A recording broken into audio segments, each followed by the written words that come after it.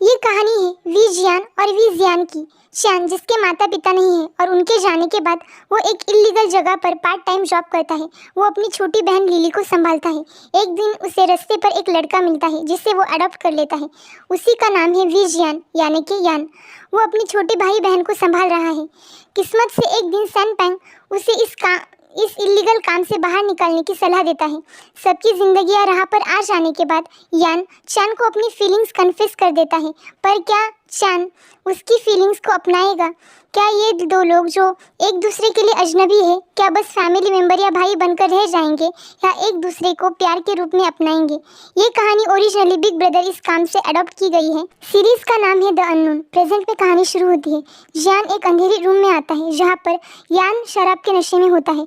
वो उसे उठाकर ले जाने की कोशिश करता है तो यान कहता है, चान मैं तुम्हें पसंद करता हूँ, मैं अपने भाई को पसंद करता हूँ, मैं तुम्हें प्यार करता हूँ।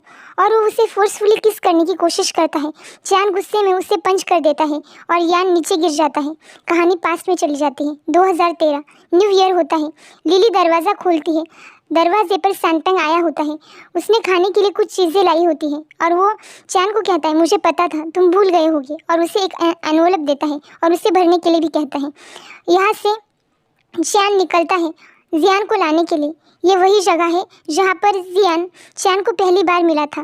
वो जियान से कहता है, भूख नहीं लगी, डिनर नहीं करना? चान की वॉइस और सुनाई जाती है। ऐसी एक न्यू ईयर को लिली और मेरे लिए मैंने घर पर एक नया फैमिली मेम्बर लाया था, यान। इन्हीं स्टेयरकेस पर वो मेरी राह देखा करता था जैसे लिली मेरी घर पे राह देखा करती थी। हम दोनों उस दिन साथ घर गए थे और वो दोनों घर बातें करते हुए जाते हैं। सब न्यू ईयर का डिनर कर रहे होते हैं।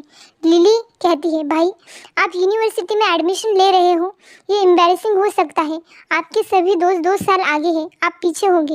यान लिली को टोकता है तो लिली कहती है, तुम हमारे फैमिली मेम्बर नहीं हो। तो यान कहता है, मैं चान का फैमिली मेम्बर हूँ और वही मैटर करता है। सैन पैंग उन्हें रोककर कहता है, हाँ हाँ हम सब उसके फैमिली मेम्बर हैं, और चान को भी स्माइल करने के लिए कहता है और उसको सबको एनवलप देने के लिए भी इशारा करता है। वो सबको एनवलप देता है और सैन पैंग के पेरेंट्स को भी थैंक कहता है कि उन्होंने घर रेंट पर दिया और घर का रेंट कभी भी नहीं बढ़ाया। सबका डिनर हो जाने के बाद सैन पैंग घर चला जाता है।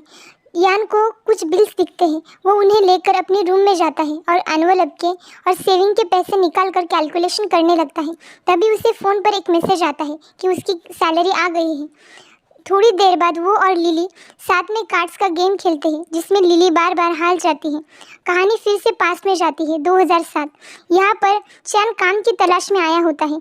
ये एक इलीगल जगह है। चान काम से घर लौट रहा होता है। रास्ते पे एक लड़का उसे कोने में सोया हुआ दिखता है। वो उसकी तरफ जाता है। वो लड़का उठने पर डर जाता है और उसकी तरफ डंडी दिखाता है। उसे देखकर चान को अपने बचपन का इंसिडेंट याद आता है और वो उसकी तरफ ब्रेड फेंक कर वहाँ से चला जाता है। इसी तरह दिन कट रहे होते हैं। वो उसे कभी खाना कभी कंबल देता है।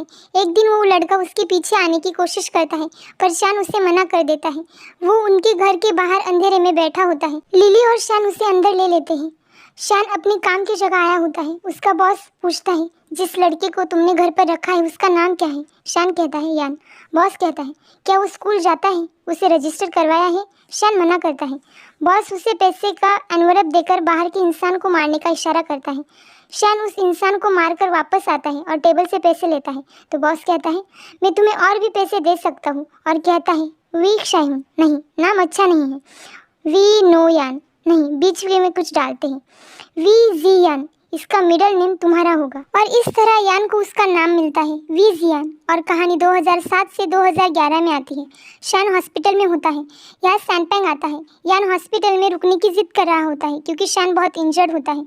पर यान को वहाँ से जाने के लिए सैन पैंग मना लेता है और शान से कहता है, तुम फिर से इंजर्ड कैसे हो गए? तुम ली गैंग कब छोड़ने वाले हो? तुम बड़े भाई हो, तुम्हें रोल मॉडल होना चाहिए। जब भी कॉल आता है मैं भी डर जाता हूँ।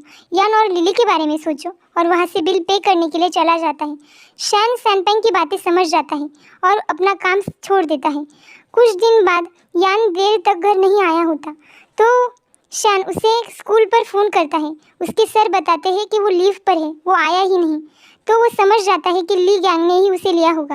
वो ली गैंग की जगह जाता है और उसकी वहाँ पर लड़ाई हो जाती है। उसका बॉस इन सब चीज़ों को देखता है और लड़ाई को रोकता है।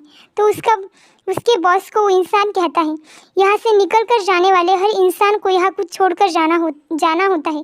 तो ये ऐसे ही कैसे जा सकता है, इसे भी यहाँ कुछ छोड़कर जाना होगा, यही रूल्स है। उसका बॉस भी मान जाता है और शैन को यहाँ से जाने के बदले बॉक्सिंग मैच खेलने को कहता है, पर शैन को यान मना कर देता है। तो उसका बॉस कहता है, उस पर चिल्लाता है, तुम्हें अपना नाम मिला है क्योंकि वो मैंने तुम्हें दिया है, तुम जिंदा हो क्योंकि मैंने तुम्हें जिंदा रहने दिया। और शैन से कहता है, मेरे तुम पर एहसान है, उन्हें चुकाओ और यहाँ से चले जाओ। 3 मैचेस, अगर 3 मैचेस तुम जीत जाते हो तो तुम लोगों को मैं यहाँ से जाने दूंगा। बॉक्सिंग मैच होती है और शैन जीत जाता है। थोड़ी देर बाद यान शान की चोटों पर दवाइयाँ लगा रहा होता है और रो रहा होता है। शान कहता है, मैं जीता हूँ, हारा नहीं। तुम्हें हंसना चाहिए, स्माइल करनी चाहिए, रोना नहीं चाहिए। तो यान कहता है, तुम यहाँ से जा सकते थे मुझे छोड़कर और बच सकते थे। तो शान कहता है, मैंने अगर तुम्हें खो दिया तो मेरे पास कुछ भी नहीं बचेगा। कहानी 2011 से 2013 में शिफ्ट होती है। यान की वॉइस ओवर सुनाई जाती है, भले ही तुम्हारे पास कुछ भी ना रहे पर मैं हमेशा रहूँगा। और शान अपने दोस्तों के साथ जा रहा होता है। वो अपने बॉस और सैनपेंग से मिलने आता है। यहाँ पर वो काम से रिलेटेड मीटिंग कर रहे होते हैं। यहीं पर उसे फ़ोन आता है और वो वहाँ से कुछ भी कहे बगैर निकल जाता है। तो सैनपेंग उसके बॉस से कहता है कि उसकी फैमिली उसकी फर्स्ट प्रायोरिटी है और बताता है कि अपने पेरेंट्स के जाने के बाद उसने कैसे अपने भाई बहन को अकेले संभाला, पूरी फैमिली की जिम्मेदारी उठाई और अपनी पढ़ाई भी पूरी की। ये शान के नए बॉस है जिनके साथ वो गेमिंग से रिलेटेड कंपनी चलाता है। और ये एपिसोड यही ख़त्म हो जाता है। Thank you for watching.